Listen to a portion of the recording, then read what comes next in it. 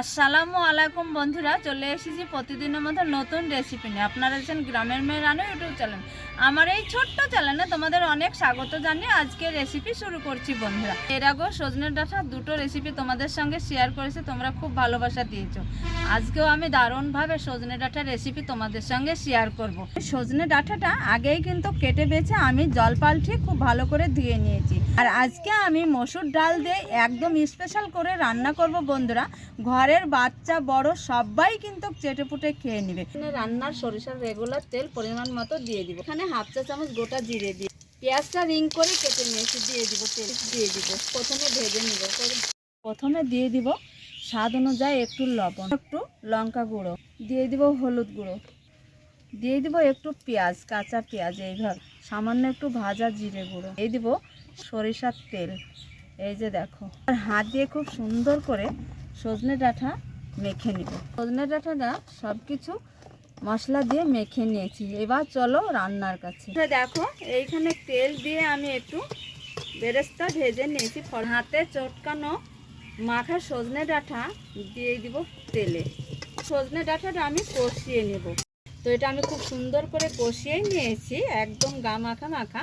এবার একটা থালাতে নেমে রেখে দিব। গরম জলে দিয়ে দিব মসুর ডালটা, একটু কাঁচা মরিচ দিয়ে দিব, একটু সামান্য পেঁয়াজ, মাছ দিয়ে ভেঙে নিয়েছি, তেজপাতা দিয়ে দেবো, সামান্য হলুদ।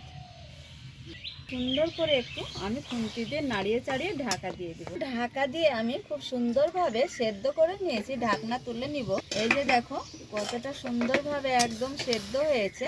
পরিষ্কার করে তেল দিয়ে দিয়েছি, তেলটা খুব ভালোভাবে গরম হয়েছে। এখানে দিয়ে দেবো গোটা জিরে, দিব 3টে শুকনো লঙ্কা, দিয়ে দেবো বন্ধুরা বেশ কিছুটা রসুন থেতো করা। এইবার দিয়ে দিব একটু পেঁয়াজ, খুব সুন্দর করে ভেজে নিব। এখানে দিয়ে দেবো একটু হলুদ। টমেটো কেটে রেখেছি, এই টমেটোগুলো সবগুলাই দিয়ে দেবো। 3টে টমেটো আমি কেটে রেখেছিলাম বন্ধুরা। টমেটোটা খুব সুন্দর করে তেলের সঙ্গে একটু আমি নরম করে দেখো, আমি খুব সুন্দর করে টমেটো কষে নিয়েছি। আর দেখো খুব তাড়াতাড়ি নরমও হয়েছে। আর এইভাবে মোটা মোটা করে কেটে দিতে হবে। যে আমি সেদ্ধ করে ডাল ঢেলে রেখেছিলাম মসুর ডাল, সেই ডালটা কষা মশলায় দিয়ে দিব।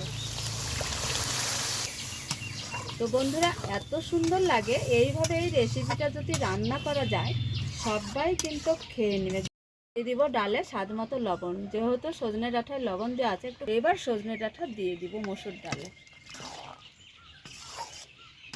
এইবার দেখো বন্ধুরা, আবারও 2 থেকে 3 মিনিটের জন্য রান্না করে নিব। এইবার দিয়ে দেবো ভাজা জিরে গুঁড়ো, একটা পাত্রতে ঢেলে নিব বন্ধুরা। দেখো কিন্তু দারুণ লাগে করে, একদম স্পেশালভাবে রান্না করেছি সজনে ডাঁটা বন্ধুরা। আর খেতে যা লাগে, খুব ভালো লাগে। গ্রেভিটা দেখো বন্ধুরা, এইভাবে তোমরা অন্তত একবার হলেও রান্না করবে। এই যে দেখো কতটা সুন্দর হয়েছে। পরোটার সঙ্গে কিন্তু খেতে এইভাবে রান্না করলে খুব ভালো লাগে।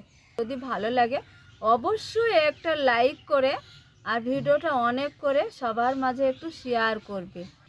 তোমরা যেখানেই থাকো ভালো থাকো, সুস্থ থাকো। আজকের রেসিপি এই পর্যন্ত বন্ধুরা, তোমাদের টাটা।